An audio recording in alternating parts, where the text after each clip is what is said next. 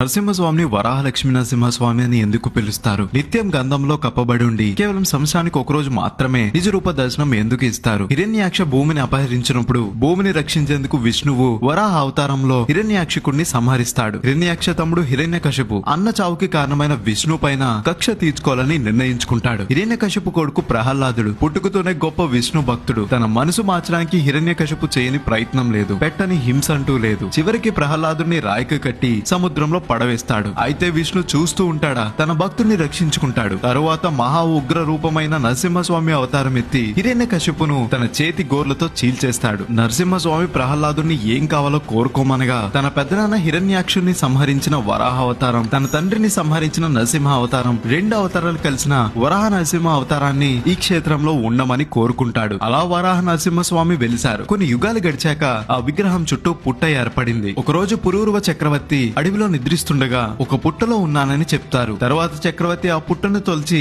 స్వామిని ప్రతిష్ఠిస్తారు. అప్పుడు స్వామి, ఇన్ని యుగాలు నేను భూదేవి వడిలో ఉన్నాను. నా ఉగ్ర రూపాన్ని ఆమె చల్లార్చి నన్ను శాంతమూర్తిగా చేసింది. మళ్లీ నా చుట్టూ మట్టిని పేర్చమని అడుగుతారు. అప్పుడు వేద పండితులు మట్టిని పేర్చడం ఇష్టం లేక చల్లదనాన్ని ఇచ్చే గంధాన్ని ఆయన చుట్టూ పూశారు. అలా నిత్యం ఆయన్ను శాంతింప చేయడానికే ఇలా చందనం పూస్తారు. ఈ కథ తెలియని వాళ్ళు ఉంటే వాళ్ళకి వీడియో షేర్ చేయండి. ఇలాంటి మరిన్ని వీడియోస్ కోసం కథ స్టేషన్ ని ఫాలో అవ్వాలి మరి.